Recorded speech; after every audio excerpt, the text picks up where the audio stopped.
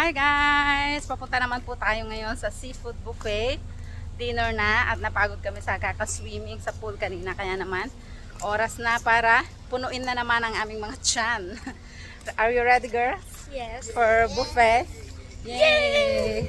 So naglalakad lang po kami papunta sa aming pinarkingan. Ito po yung aming tinuluyan. Are you ready for buffet? Hindi yun ha. Kain tayo ng marami para sulit. So napakarami pong mga buffetan dito ng seafood dahil malapit nga sa dagat. Nasa dagat tayo. And let's see kung anong mga kakainin natin mamaya. Masarap nga ba o hindi? Sulit nga ba o hindi? Dito pala sa Atlantic Condominium na tinuluyan namin for one night ay 2,200 baht per night. And meron pong malaking swimming pool and playground na pwedeng paglaruan ng mga bata and walang kasamang breakfast.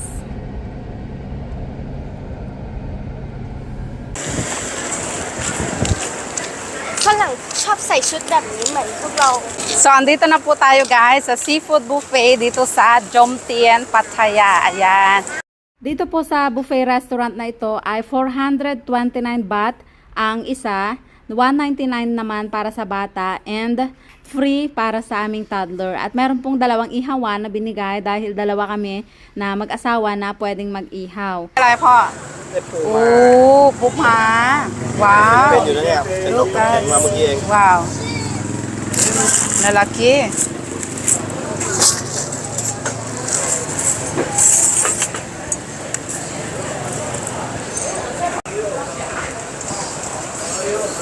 Oh, very big. Ang mga crabs guys, buhay na buhay pa po. Fresh na fresh.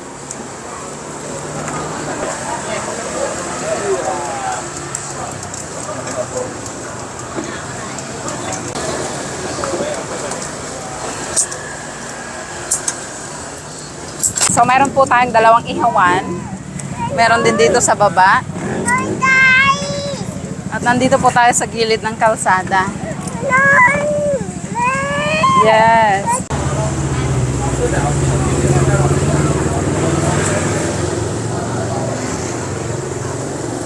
At habang nag-iihaw yung aking asawa ay tumayo naman muna ako para makita kung ano pa yung mga pagkain na pwede nating kuhanin at mga seafoods na hindi pa nakuha ng aking asawa kanina. So ganito po karami ang tao ngayon, hindi pa gaanong puno at ganito po karami yung kanilang mga seafoods.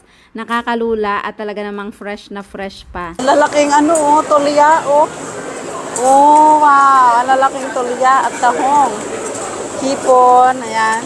Buhay na buhay. Tumatakas pa sila. Ayan, I love this one. Gusto ko ito. Ano nga ito? Nakalimutan ko na ang tawag. At ang kanilang oyster, guys. Look, napakarami.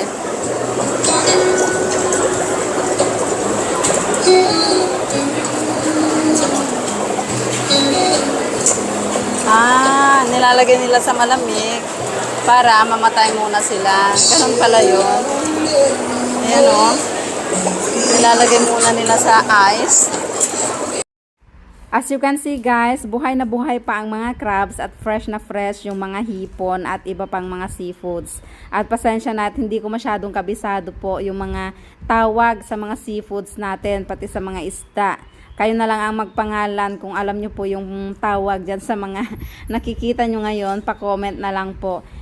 Ayan at nagre-refill na naman po sila. Diretso ang kanilang pag-refill. Dito naman po yung mga hipon. Ayan marami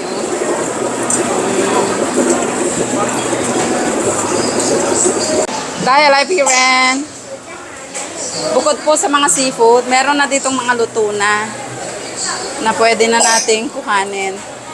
Ayan. Merong mga dessert, prutas. Ay, napakaraming prutas at kakanin kompleto po sila. Ayan, merong mga barbecues na na-marinate na. Ito yung kanilang mga sauce. Kanya-kanyang takal na rin ng sauce. Meron silang pansit. Mga pasta, mga pansit. At meron din po dito mga salad. Yan, ikaw na bahalang maglagay kung anong mga gusto mong lahok ng iyong salad. And of course, meron tayong mga barbecues. Oh, ang galing. Ay, what's this? Oh, nice. Hotdog. May hotdog din. Hotdog din for kids. Ito yung mga drinks. Ito yung mga drinks nila at mga ice cream. Ayan, meron din pong ice cream. Nice. Gumagalaw po yung ating tutuan. So sa 425 baht guys, unlimited na yon, kasama na lahat pati drinks, at ang pinakamaganda ay wala pong time limit. So pwede kayong kumain hanggang kailan nyo gusto.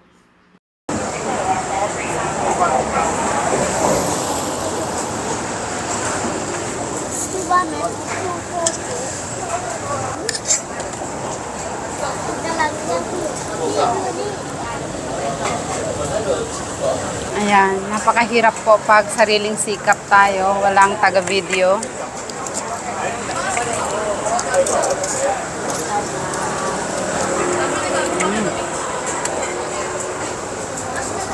Guys, look at this. Oh, ang lalaki. At ang fresh guys. Look. Uy, ala. Sige, bahala na kayo maluto dyan. Yan na yung ating paboritong oyster. With ipil-ipil. Yan. Ito, hindi ko alam kung paano kainin ito, guys. So, dito po sa Pattaya City, napakarami pong restaurant na buffet or seafood buffet. At halos pare-parehas lang din naman sila ng presyo. Siguro ito na yung pang-apat na place na napuntahan namin. At sa place na ito, siguro ay 5 to 6 times na po kaming kumain sa lugar na to. Ito yung pinaka nagustuhan namin. Kaya mula noong nasubukan namin dito ay pabalik-balik na lang kami dito sa restaurant na ito tuwing pupunta kami dito sa Pattaya. Ayaw nating ma-overcook yung ating mga hipon. Ayan na nga, medyo na-overcook na yung nasa gitna. Dahil hindi po masarap ang mga seafood kapag overcook. Nawawala na yung tamis at lumiliit po sila. Ayan, tama na yan. At sa mga kababayan na may hilig pong mamasyal at gustong-gustong pumupunta dito sa Pattaya, napakarami pong mga murang hotels dito. Yung pinakamura na naming napuntahan ay dito rin banda sa Jomtien, which is 1,000 lang per night. Meron na siyang 2 bedrooms and mostly yung mga ganong mura ay walang breakfast. Meron naman kaming napuntahan na 2,000, merong breakfast. At meron na rin kami napuntahan na 5-star, which is merong 2 bedrooms at napakalaking sala and kitchen na tanaw yung buong city ng Pattaya. That is around 5,500 baht per night. So, depende po sa inyo kung ano yung gusto nyong hotel. Kung gusto nyo lang may matuluyan, doon tayo sa mga mura at malapit sa dagat para hindi na kayo mag-commute kapag kayo ay maliligo sa dagat at babalik sa inyong mga hotel.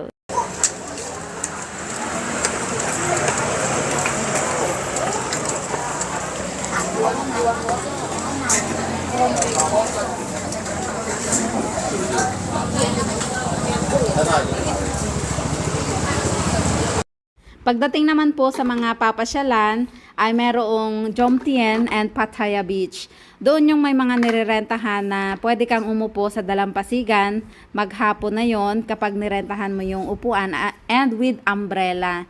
So, yung nirentahan namin kahapon ay for family, 200 baht siya at pwede na rin kayong umorder ng pagkain doon at meron din mga naglalako ng mga pagkain at mga prutas at mga snacks. Meron ding mga nag-o-offer ng mga massage.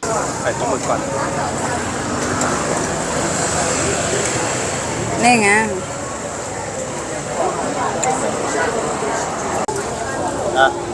Raw oyster guys. Ayan, hilaw na oyster with Thai chili sauce and crispy garlic. Makasarap nito.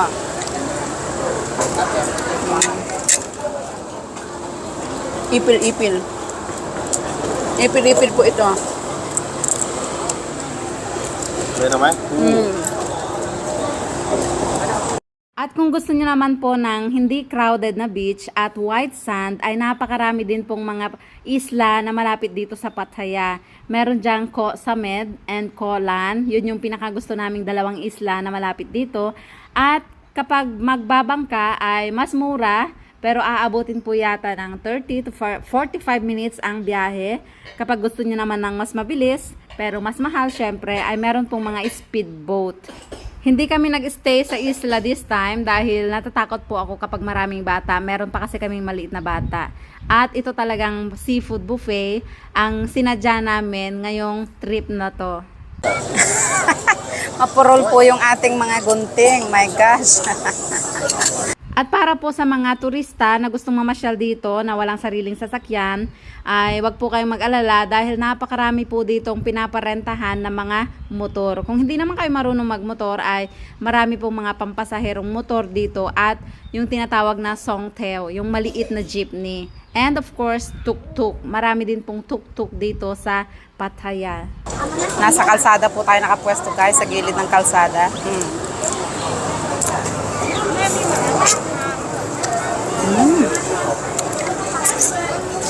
Napakasarap ng sausawan nila.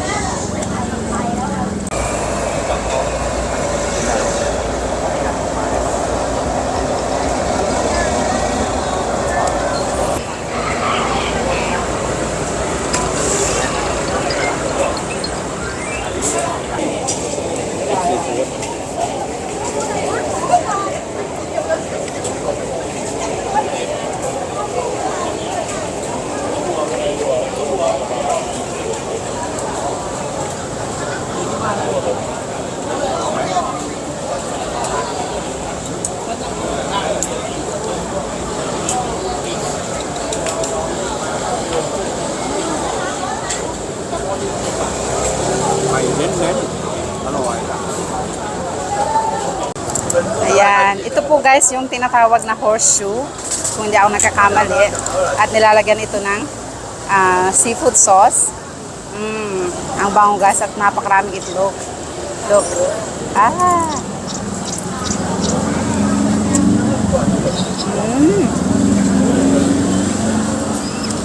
Linamnam. Ayan o. Kaya. Kaya ganyan kinay na lang. No?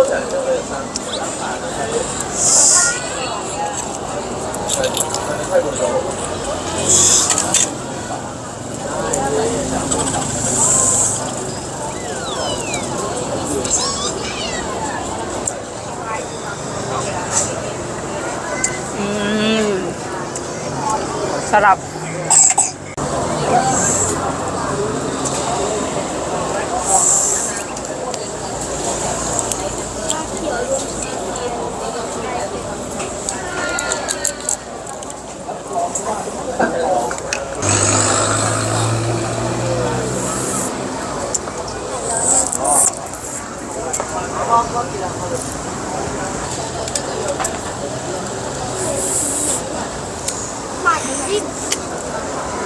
Wow, may tayong what's that? Wow, น่ากินมากมีเครือด้วยสุดยอดเลย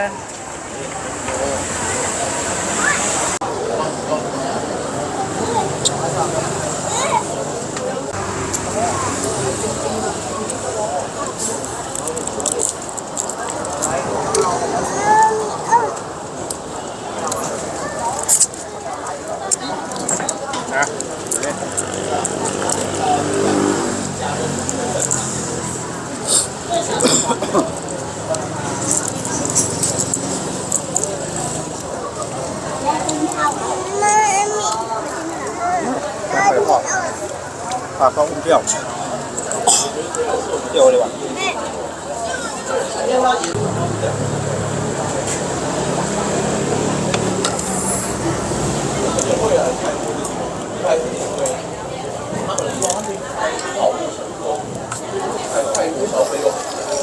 Siya ka lalo.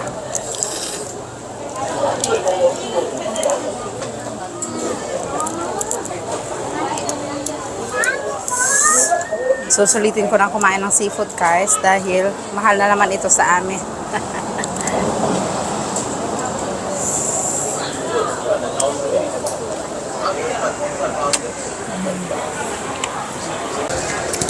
So ngayong gumabi na guys, eto na po yung pila. Napakarami ng pila, buti na lang inagahan po natin. Yan. Ganito na yung itsura ng restaurant sa gabi. Tara, pasok ulit tayo. Ayan, napakarami na rin pong tao sa loob. Yan guys, oh wow. Look at that. Ang usok. Amoy seafood na po tayong lahat dito. Grabe ang usok. Ayan. Grabe ang daming tao. At tignan ulit natin yung mga seafood na yung pinagkukuhanan ng pagkain. Kung puno pa rin ba kapag ganitong gabi na. Tignan natin kung ganun pa rin. So, punong-puno pa rin guys. At mas dumami pa. Look. Mas dumami pa kaysa kaninang dumating tayo. Grabe, ang daming tao oh. Ay wow, ang lalaki ng kanilang crabs ngayon. Mas malalaki kaysa kanina. Look oh. Kanya-kanyang kuha na. Ito, hindi ko natikman itong mga ito dahil hindi ko alam kainin. Ito yung kinain natin kanina na napakaraming itlog. Grabe, ang dami. Grabe guys, ang daming tao look. Yan ang tao ngayon. Kahit gabi na po nung pumunta rin. At tingnan naman natin dito sa mga ihawan kung kamusta naman. So, ganun pa rin. Napakarami pa rin nilang iniihaw. Sa ice cream at sa drinks, ganun pa rin. At sa mga sausawan na medyo paubos na yata. May mga ganito pa sila, oh. Wow. May mga curry sila, oh. Parang hindi ko natikman yan. At saka yung mga pansit. Kasi nag-focus tayo sa mga seafood. At meron silang mga kakanin. Ayan guys, yung mga kakanin, oh. May mga sapil-sapil sila, mangga, bayabas. At dito yung mga barbecue na marinate. At dito sa mga fried, ay, may mga pahampa sila at mga nuggets, fried chicken. Ayan, may mga adobo sila, oh. Spaghetti, fried rice. Makarami, guys. Ayan. Kahit paggabi na, napakarami pa rin pagkain, kaya tumatanggap pa rin talaga sila.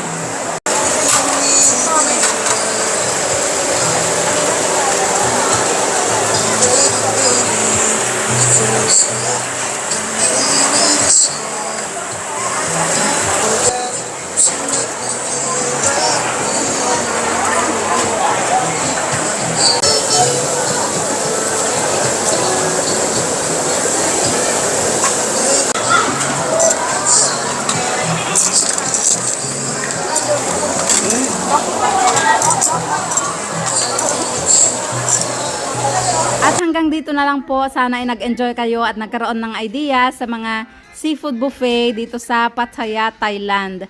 At sa mga kababayan na nais pong magpunta dito ay huwag nyo nang palampasin ang mga masasarap, napakarami at mura na seafood buffet.